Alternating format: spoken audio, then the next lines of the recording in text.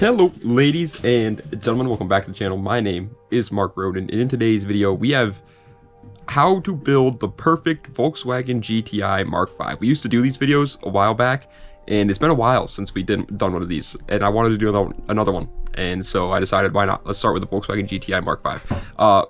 Little disclaimers, this is like, the way these videos work is kind of weird. So first I go over the pricing of everything, and so I go over the price of the car on average, like what you're probably going to be paying for it. Sorry, my dogs are up there rumbling around. Then I get into like all the exterior mods and what I would do and all the prices of that, and then I get into the interior mods, what I would do, and then finally the performance mods, and then at the end of it I give you a grand total of everything, including the cost of the car, everything, and how much it would cost to build my personal perfect Volkswagen GTI Mark 5. Which is another thing I should mention, is that this is all just my personal like build. Obviously, dude, it's all personal. Like, that's what makes build so special, is like the fact that you build it yourself. So I wouldn't like literally recommend doing exactly how I would do it. Obviously, put your own touch to it, but this is just how I would do it if I owned a Mark 5 GTI, which by the way was a fun one to do because I never really thought about what I would do to a Mark 5 GTI if I ever owned one. So I'm not the biggest fan of GTIs. I never really thought about owning GTIs. But yeah, this is not a guide. It's just how I would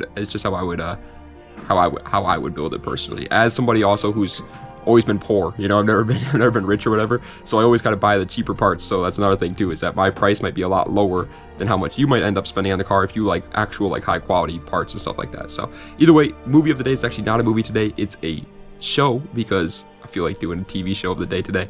The Walking Dead. Dude, I want to watch it again after I'm done watching Stranger Things. I'm watching Stranger Things right now, but after I'm done watching that, I want to watch The Walking Dead again so bad, because that show, at least the first like 4 or 5 seasons, are just peak TV. All right, they are cinema. Absolute cinema. It's like Game of Thrones. Oh, that should be another one. I'm gonna do that for one of the other TV shows of the day. But it's like Game of Thrones, where anybody could just die at any moment. It's great. But without further ado, let's go right into it with how to build the perfect Volkswagen GTI Mark 5.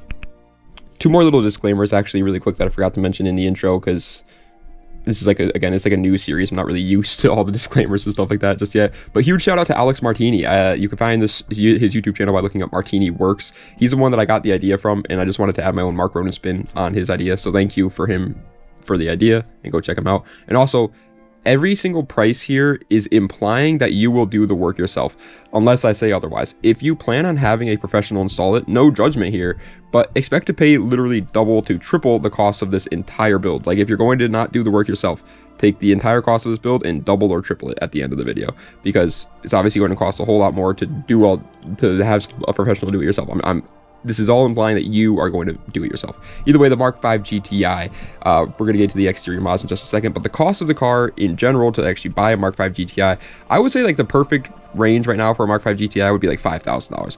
Like, for $5,000, you're not getting a perfect one, don't get me wrong, but you're also not getting a clap box Mark 5 GTI. Their $5 grand is perfectly fine. It might have like 120,000 miles on it, but it most likely won't have any rust. It'll might have like 1 or 2 small problems, like an O2 sensor or something, but it's an average Mark 5 GTI. I would say it's $5 grand. As for the exterior mods, so let's get into these now.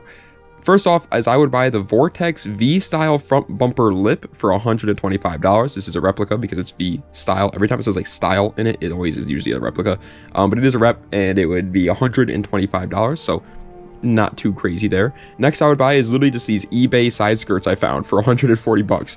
They don't really have a name, they're just eBay side skirts, and I think they're the best looking of all the ones I've seen so far, so I would definitely get these ones. Again, this is somebody that's not the biggest like GTI enthusiast, so maybe this is like a ricer mod for your Mark 5 GTI. I don't know, I like them. I like these side skirts. I think they look pretty nice. I would definitely rock these. Next is I would actually go with the R32 rear bumpers. I like the R32 rear bumpers significantly more than I like the regular Mark 5 GTI rear bumpers, and that's around 500 bucks, because you can't really get a replica one of these, so you have to get kind of a real one, and 500 bucks is around the average price, which is actually a lot cheaper than I thought a real R32 Mark 5 rear bumper would be, so not that bad, honestly. Next is I would get the roof spoiler extension. Every single GTI owner does this because it looks good for $200. It literally just makes that little rear roof spoiler that the car has be a little bit bigger and a little bit more aggressive. It makes it look better, in my personal opinion. Next is window tints. Now, this is the big one where a lot of people would just do them themselves. A lot of people like to experiment with their wrapping capabilities and their window tint capabilities by themselves, and I personally recommend not doing that. But if you do that, it could be as cheap as literally like 50 bucks, all right? However, if you have a professional install it, it'll be 500 bucks. So that's the price we're going to go with for the window tints, because again, I personally recommend I just recommend doing it with a professional dude. Like, I know it's silly to say that, but like, it lasts so much longer. It doesn't bubble. It looks so much better. And it's an annoying, stressful job to do window tints yourself as well. So I would just have a professional do it. But if you aren't, this can be a whole lot cheaper if you're doing it yourself. You can save a lot of money here. Next is the silver wrap and black roof. That's the color I would go with. Yeah, I would go with silver for a Mark 5G. I never thought I would say that. I like the bright colors, I like the standout colors. But on cars like hatchbacks, they're like a little more tame, you know, than like other sports cars. I think the tamer colors actually work. And I've seen Mark 5 silver GTIs, and I think they look incredible. So I would go with a silver wrap and then wrap the roof black as well, which is going to cost around $1,500 for all the materials if you use Aluco vinyl. It's a very cheap wrapping company that I actually used to wrap my Integra. They sent it to me for free, but if I had bought it, it would have been around $1,500. And I'm going to assume that the Mark 5 GTI is a little bit bigger, but I had a ton of extra materials, so that should be perfectly fine. And if you do wrap this yourself, just expect there to be obviously a lot of bumps and bubbles and stuff like that in the wrap. It's not going to be perfect, but you're saving a lot of money. I mean, well, it's not really that much. I had a professional install my wrap on my Integra, and he did it for $1,000. But that is because I'm a YouTuber, and so he gave me a like price off, so I could like if I shouted him out.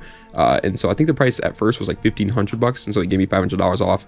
And so it could be a little bit more if you get a professional to do this, obviously, but I think if you do it yourself, $1,500 is a relatively reasonable area to wrap a car. Damn it, I forgot to tell you guys what the grand total of the exterior mods would have been then. The exterior mods total was $2,965. Okay. Either way, now we are into the interior mods. All right. Now I've never been one to go super crazy with the interior mods. I really don't know how you can go super crazy with the interior mods. Every car has like different interior mods too, so you really have to like learn the cars community in order to learn all the interior mods that work for these cars. So it's kind of hard to just like do universal ones. Like for example, exterior, you kind of know like every car you're probably gonna want to do a front lip, side skirts, extensions, or rear bumper, carbon diffuser, whatever, maybe a little wing on there to all round it all out, right? Interior, it's all different for every car. Either way, I would go with the Motor Trend floor mats for $95. I saw these things, dude. I think they look good. Motor Trend actually, I thought for sure they would just have like these really bad looking like boomer style floor mats. No, these were nice. These are nice floor mats. $95, I'll take them. Next up is the Corbeau bucket seats. This is a big one, obviously, so it's going to have a pretty big price tag for it too. $660 for the pair of them.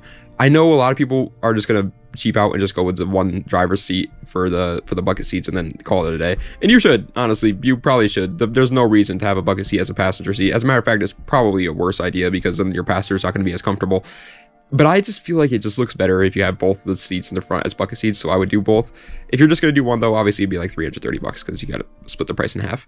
But yeah, for those who don't know, I mean, bucket seats are like a necessity if you plan on actually driving your car like spirited, you know what I mean? It just grips you so much better. I always thought it was just like a placebo effect until I hopped on my friend's Miata, and oh my god, that thing was, I couldn't move a muscle in that car. It was great. Next up is the ECS short shifter for $200. Short shifters are always great. They're always great. They're not fun to install though, man. Oh my god, I remember trying to install a short shifter on my friend's E46. That was an absolute nightmare. To be fair, that was because it needed like some special freaking socket in order to get the other shifter out, but either way, it was not fun. But yeah, they are a necessity in my opinion. It's just like so much better banging gears when you're, oh, obviously, by the way, this means that the Mark 5 GTI I would buy is manual. I should have mentioned that in the intro, but yeah, obviously I would want a manual one. And at that point, yeah, a short shifter, I feel like it's just so much more fun. And then next would be the NRG quick release hub and wheel for $300. I know a lot of people are like, oh my god, you're such a ricer for doing a quick release. I guess I am. I mean, I guess I don't know what to tell you, man. I suppose if that's what makes me a ricer, because I like them. I like the quick release hubs and wheels. I think they look cool. I think they're fun to take on and off when you're getting out of the car, and I think they're a good anti-theft device. Like if you're really worried, you're going to like, let's say you're going to like a party in a really sketchy city and you park your car outside and you got a quick release wheel and hub. Take the wheel and hub inside, or just to take the wheel inside, not the hub. You can't take the hub off, obviously, but take the wheel inside. And then it's like now nobody can, like literally no one can just steal your car. It's great. I like them. I think they're cool. I think they are beneficial. Also, if you're gonna have the bucket seats in there might be a chance that you need it. Honestly, you might not be able to fit in the car without taking it off. So maybe it's a necessity. I don't know. I'm just telling myself that though.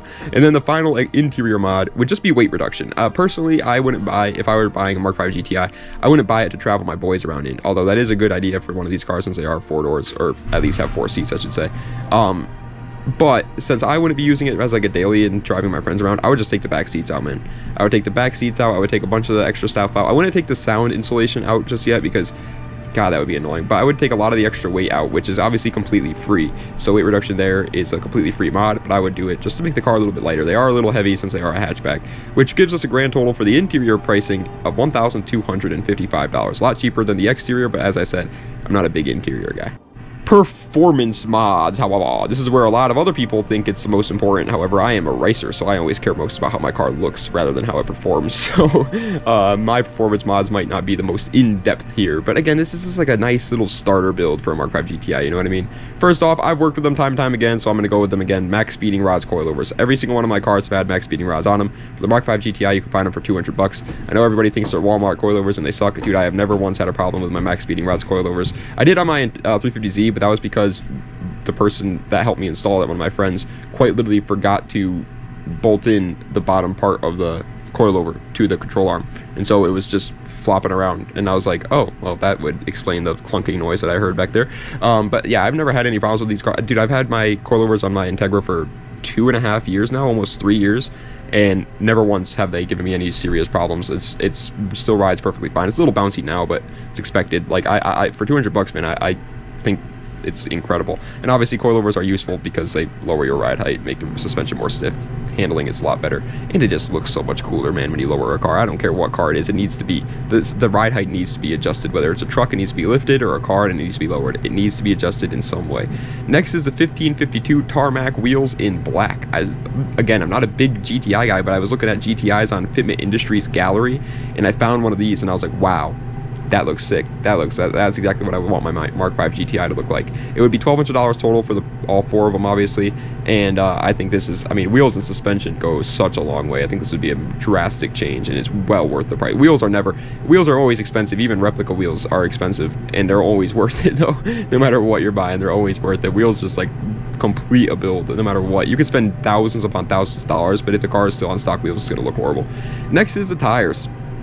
Obviously, if you're going to get new wheels, you're probably going to need to get new tires as well. And it's around $1,000 and $250 for each one. That's going to be relatively stickier tires as well. They won't be like just regular old tires. You can get some nice tires for that are actually going to be fun to drive.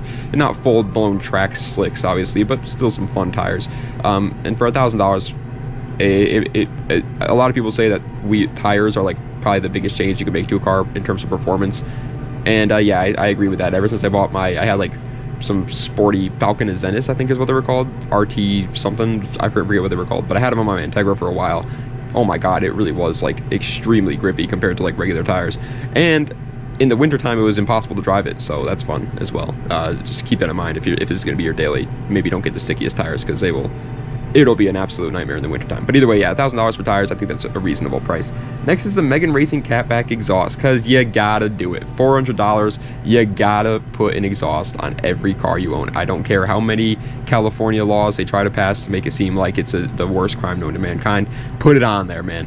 Put it on there. It is freaking great. Exhausts are amazing, and I would put one on this car, of course, just for the sound. I know performance-wise, obviously, it does add things as well, but I couldn't care less. Even if it hurt my performance, I would still put an exhaust on my car. I don't care. It's just I like it. All right, $400 can't really beat it.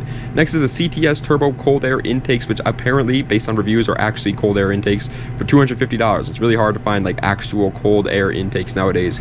Ever since people started realizing, like, hey, wait a minute.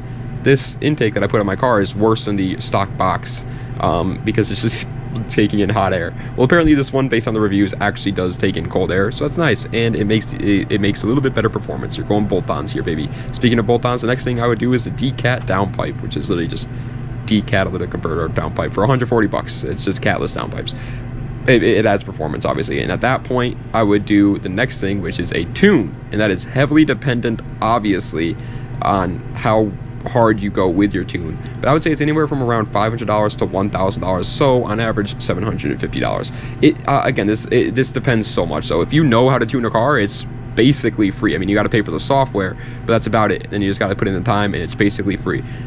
But if you don't, which I feel like the vast majority of us don't, I mean, Jesus, man, I barely know how to turn on my own Xbox. I am the worst when it comes to technology. So when you don't know how to tune a car, you're going to be paying somebody to do it, and at that point it's definitely not cheap. It can be a lot more expensive than $1,000, but it can also be a lot more cheap than $500. It really heavily depends on who you find, the quality of it, how much you need to be tuned on the car. This price could be changed so much. I mean, tunes can go literally range for anywhere from, like, I would say the cheapest you're gonna get it is probably like $300, but after that it's anywhere from like $300 all the way up to like $10,000. Not for a Mark 5 GTI probably, but it could be. It really depends on how crazy you go, but I would say $750 on average. The total price, by the way, for all the performance mods at that point would be $3,940, which almost $4,000. It's pretty expensive on the performance aspects, but at that point you have a car that looks incredible in my opinion on the exterior, is fun to drive on the interior, and has all the necessary performance parts to have a lot of fun in the twisties or whatever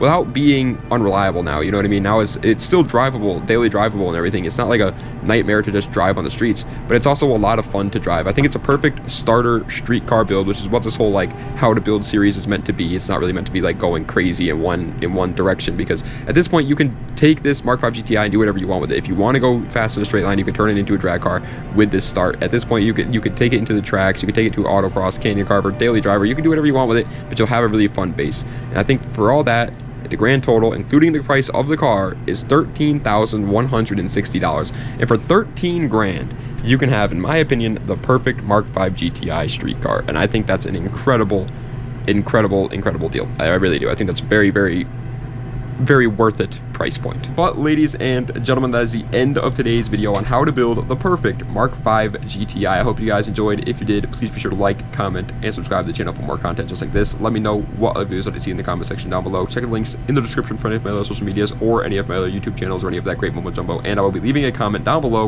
with the channel name Giggity Plays. It will be the pinned comment, where I'll be uploading any sort of gameplay videos in the future, because yeah, I want to play more video games and like upload them to YouTube and stuff like that, because I figured why not? I already play them, so why not upload them? And I want to try new story games. Like I've played video games like pretty much my whole life, but it's always been like Call of Duty or racing games. I wanted to try more of the ones that everybody talks about. So right now we're playing Dying Light, which is a zombie game, and I'm actually having quite a bit of fun with it, so it's proving to work out with the way I wanted it to. But anyways, thank you guys so much for watching. I do appreciate it. Pretty short outro for today, because I don't really got much to say today. I've been working out. That's something I guess I could say. I've been working out for 9 days straight now, man. I'm trying to get buff. I want to be able to beat up people that don't like Nissan 350Zs, because they're just fools. I'm going to beat them up. But yeah, no, I've been working out. I've been, what else have I been really doing? Eating better. I used to eat fast food like literally every other day because it was good and easy to get, but now I haven't done that in like a week, so that's good. I don't really got much else to say though, man. Oh yeah, let me know what other cars to see me build next, and I will most likely do them. That's kind of how I like to do it, is just based on recommendations. Obviously, you kind of have to make sure that it's a car that people are going to want to watch, because I am a YouTuber at the end of the day. This is my job, so I do have to, you know, think about the views and stuff like that. So I can't do like how to build a 2004 Ford Taurus. Like nobody's gonna watch that, I feel like. So I gotta do like ones that are actually enjoyable and actually going to reach more audience. But if you do have one that's like that and fits those parameters, I'd greatly appreciate it, and I would absolutely be willing to do it in the future. But anyways, thank you guys so much for watching. I appreciate it. Das Vidania, and have a nice night.